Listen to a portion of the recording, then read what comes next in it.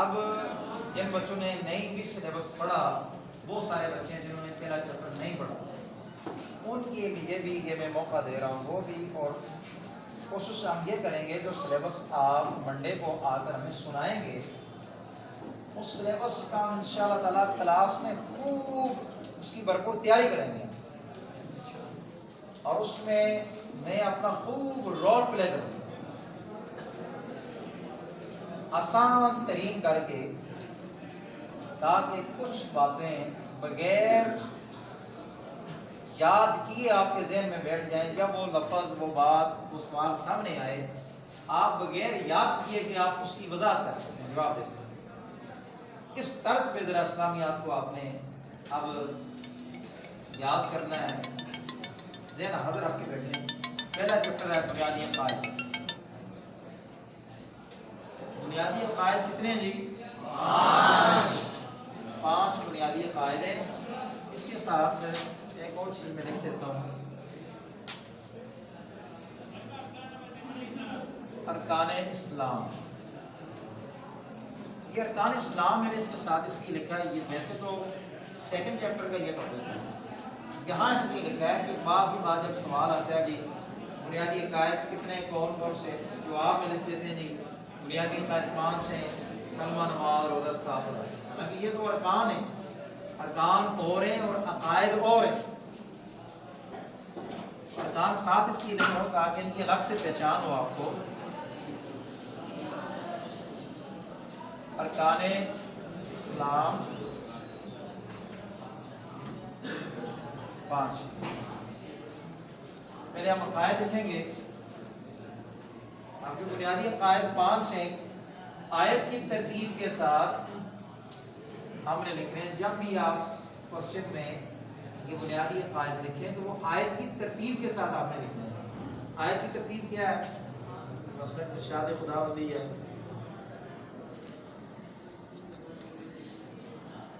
ارشاد خداوندی ہے وَلَٰكِنَّ الْبِرَّ مَنْ آمَنَ بِاللَّهِ، اور جو کوئی ایمان لایا اللہ پر۔ تو پہلا عقیدہ، بنیادی پہلا عقیدہ کیا ہے؟ اللہ پر ایمان۔ ایمان یا ایمان لانا، یا آپ یوں بھی کہہ سکتے ہیں پہلا بنیادی عقیدہ عقیدہ توحید ہے، عقیدہ توحید۔ اس کو میں نے آسان کر کے لکھا اللہ پر ایمان، ٹھیک ہے، وَلَٰكِنَّ الْبِرَّ مَنْ آمَنَ بِاللَّهِ، اور جو کہ ایمان لایا اللہ پر، اس روح سے میں نے لکھا اللہ پر ایمان، ٹھیک ہو گیا۔ وَالْيَوْمِ الْآخِرِ، دوسرا عقیدہ کیا جی؟ آخرت پر ایمان۔ یہ آیت کی ترتیب کے ساتھ آپ چل رہے ہیں۔ تیسرا وَلَٰكِنَّ الْبِرَّ مَنْ آمَنَ بِاللَّهِ وَالْيَوْمِ الْآخِرِ وَالْمَلَائِكَةِ، کیا ہوگا جی؟ فرشتوں پر ایمان۔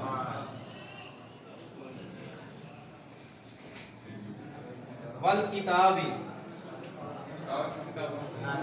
آسمانی کتب پر ایمان۔ اسی طرح 5واں آ گیا والکتاب والنبیین، رسولوں پر ایمان۔ یہ 5 بنیادی عقائد ہیں جو قرآن پاک کی آیت کے اندر بھی موجود ہیں، اور آپ نے یہ 5 بنیادی عقائد ایمان کی صفات جو آپ نے پڑھی ہیں ان میں بھی موجود ہیں۔ آمنت باللہ و ملائکتہ و کتبہ و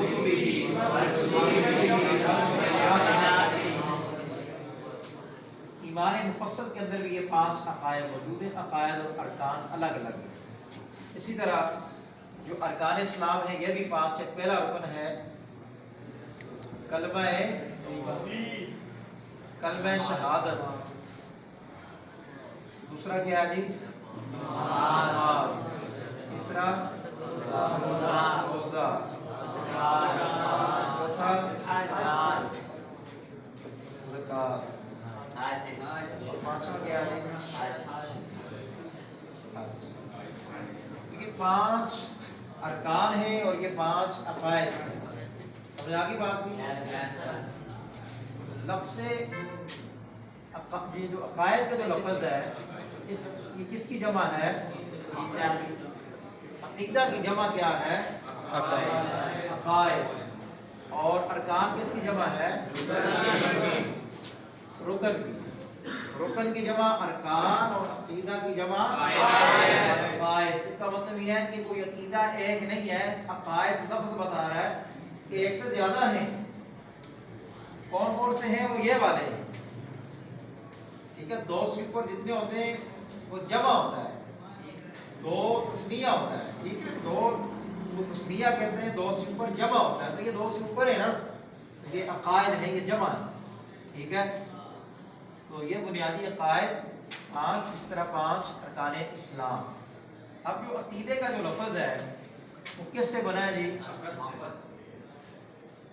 عقیدے کا لفظ عقد سے بنا ہے. عین قاف اور دال.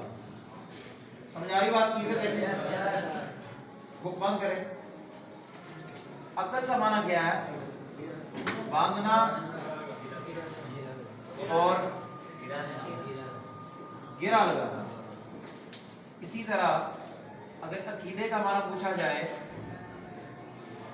عقیدہ کا معنی کیا معنی ہوگا جی؟ باندھی ہوئی چیز یا گرا لگائی ہوئی چیز. باندھی ہوئی یا گرا لگائی ہوئی چیز. آگے آ جاتا ہے عقیدہ کی اصطلاحی تعریف.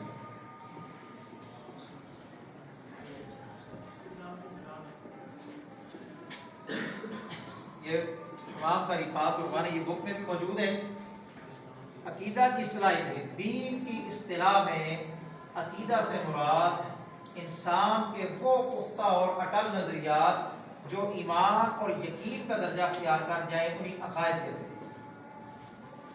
آسان تعریف یہ بھی ہے کہ انسان کے پختہ اور اٹل نظریات کو عقائد کہتے ہیں. لیکن جامع تعریف یہ ہے کہ انسان کے وہ پختہ اور اٹل نظریات جو ایمان اور یقین کا درجہ اختیار کرتے ہیں انہیں عقائد کہتے ہیں. کلیئر ہو گیا تعریف؟ اگلا کوسچن یہ ہے کہ عقیدے کی مثال کس طرح ہے؟ جواب یہ ہے عقیدے کی مثال بیج کی طرح ہے. اگلا کوسچن یہ ہے کہ عمل کی مثال کس طرح ہے؟ عمل کی مثال اس بیج سے اگنے والے پودے کی طرح ہے. کیا آپ لکھتے ہیں؟ عمل کی مثال پودے کی طرح ہے, یعنی اس بیج سے اگنے والے پودے کی طرح. اب یہاں یہ بات سمجھیں, یہاں ہم نے یہ بھی لکھا اور یہ بھی لکھا ہے. ان میں فرق کریں کہ اعمال کون سے ہیں, پودا کون سا ہے, بیج کون سا ہے. عقائد کو بیج کے ساتھ تشبیہ دی. تو یہاں میں آپ سے کوسچن کرتا ہوں, آپ یہ بتائیں, یہ بھی لکھا ہے اور یہاں بھی لکھا ہے, ان میں پودا کون سا اور بیج کون سا؟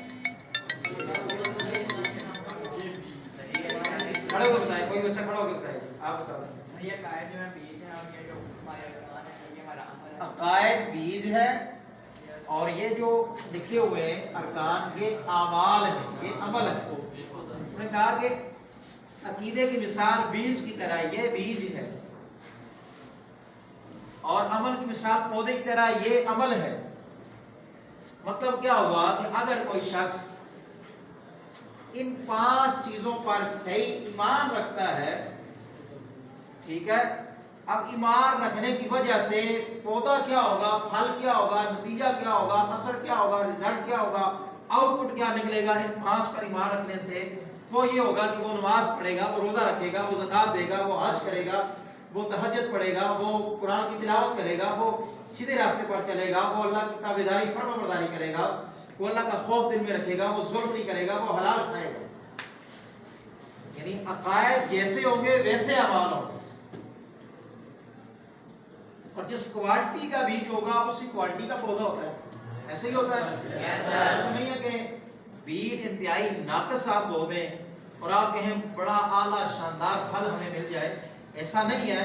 اس کا مطلب یہ ہے کہ جتنا ان 5 چیزوں پر ایمان پکا ہوگا, راسخ ہوگا, پختہ ہوگا, تو اس کا مطلب یہ ہے اتنے پکے نمازی ہوں گے، اتنا اعمال میں اتنا مضبوط اور مستحکم ہو۔ اب اگر بے نمازی ہیں، اگر نماز نہیں پڑھتے، اگر روزہ نہیں رکھتے، زکوٰۃ نہیں دیتے، حج نہیں کرتے، یہ 5 چیزیں لکھی ہیں، اور بھی جتنے اعمال ہیں اگر وہ نہیں کرتے، اس کا مطلب یہ ہے کہ اللہ پر ایمان کمزور پڑ چکا ہے۔ اس کا مطلب یہ ہے کہ آخرت پر ایمان کمزور پڑ چکا ہے۔ ان 5 چیزوں پر اس کا مطلب یہ ہے کہ آپ کا بیج جو انتہائی خالص تھا، آپ نے اس کو میلا کر دیا، آپ کا عقیدہ کمزور ہو چکا ہے، آپ کی بنیاد کمزور ہو چکی ہے۔ اب جب بنیاد کمزور ہوگی تو اس کا اثر یہ پڑے گا کہ اعمال میں کمزوری ہوگی، اعمال میں سستی۔ اس لیے اپنے عقائد کو مضبوط کیجیے۔